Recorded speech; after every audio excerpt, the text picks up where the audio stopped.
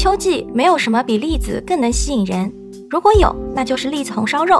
软糯糯的栗子配上香喷喷的五花肉，还没出锅就满屋飘香了。咱们先处理栗子，用刀在栗子上开一个小口，放入沸水中煮2分钟，再过冰水，栗子肉就很容易取出咯。将五花肉切成大小一致的块，如果不太好切，可以在冰箱里冷冻1小时左右再切，就很容易了。冷水下锅，放入姜片、料酒焯水，煮开后撇去浮沫，将五花肉捞出洗净。接着我们开始炒糖色，锅中倒油，油热后放入冰糖，全程开小火，将冰糖熬成深红色，糖色就完成了。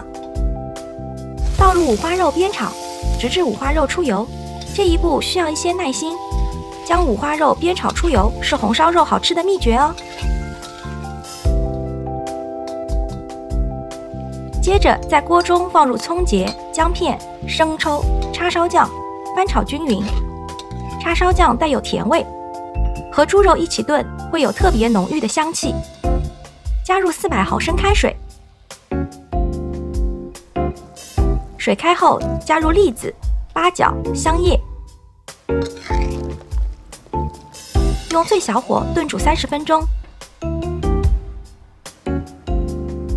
最后大火收汁，一碗香糯入味的栗子红烧肉就出锅啦。五花肉油亮亮的，舀上一勺汤汁，浇在米饭上，拌匀了来一口，这一碗给我什么都不换。